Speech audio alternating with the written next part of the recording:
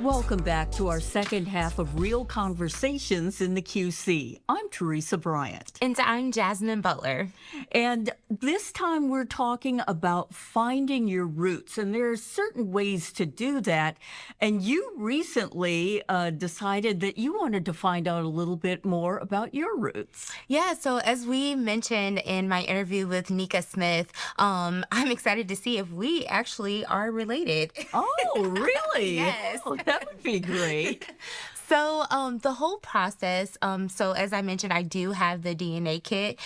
So it's a real simple process. I literally have to, what they request, the best suggestion is to have no food or drink for 30 minutes. Okay. So I did it first thing in the morning. Which, So it's a swab, right? no, so it's one that it's a tube and you have to put your saliva in the tube. Oh, okay. All right. Very interesting. Yeah, very. You know, I think the process has come a long way since it first started about 10, 20 years ago, when people were first able to start doing at-home testing. Now, were you a little nervous about this at all? So I wanted to be sure that my test was as accurate as possible. So I made sure that I had no caffeine. First thing in the morning.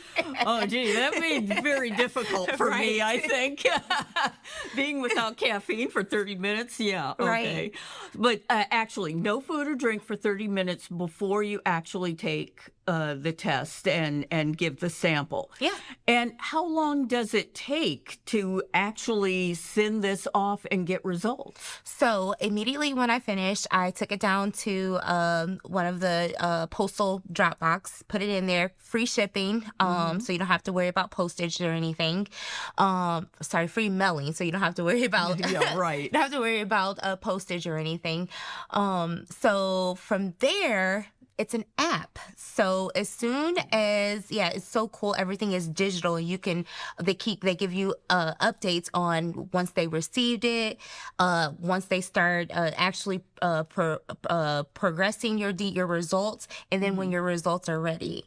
So after I had got that, it's literally just checking the app. Okay. It's so simple and so easy. Wow. Now, is this partly about finding the background of your family, not only going through their history here in the U.S., but beyond that, in Africa and other countries? Or was it more about just interest in finding out who you are? Definitely the ancestry. My brother actually did testing. So obviously I'm super excited to see our family tree continue to build, because it shows that as well. But for me, it's really the ancestrally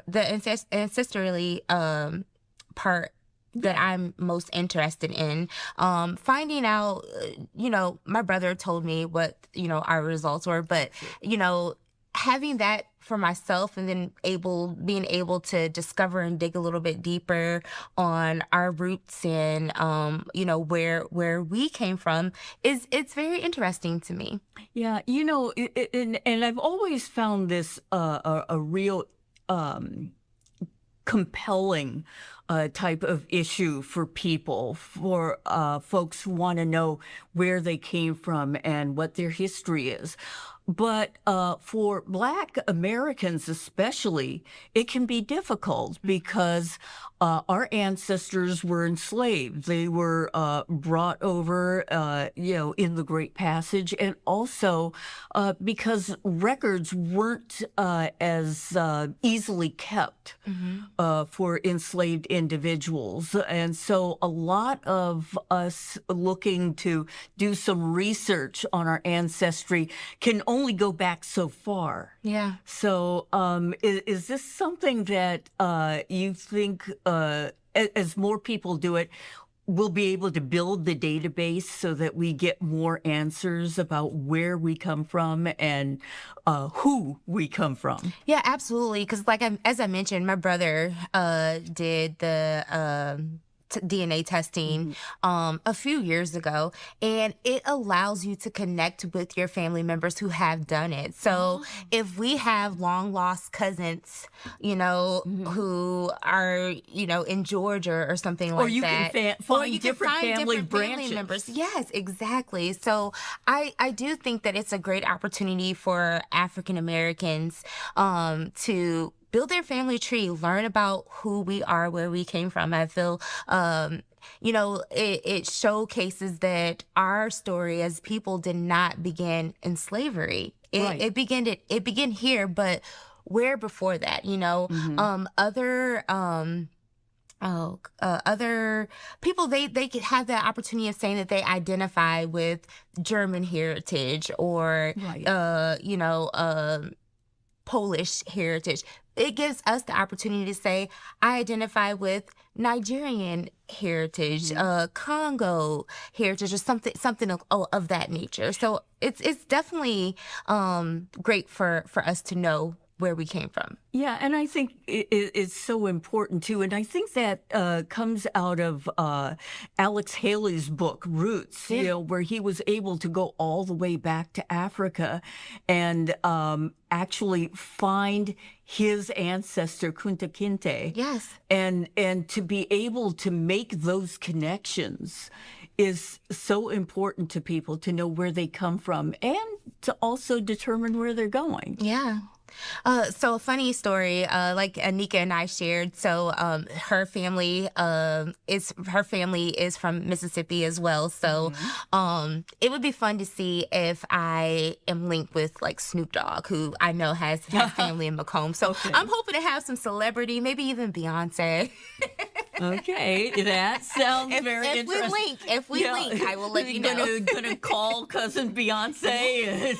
Hey, cuz, how's it going? Yeah, but you never know. That's you never true. know. That's true. And I remember reading an article not too long ago about people who have found famous people in their ancestry, not only historically, but in present day as well. And so that's got to be really exciting too for a lot of folks. Yeah, absolutely. So I'm so excited to share my results in later episodes, and hopefully encourage other people to take the test.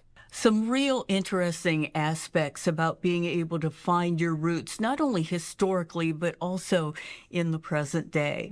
Thank you so much for joining us on Real Conversations in the QC, brought to you in partnership with TNBC at the Lincoln Center. And remember, you can always catch an episode on kwqc.com. We'll see you next week. Real Conversations in the QC is sponsored by Accentra Credit Union.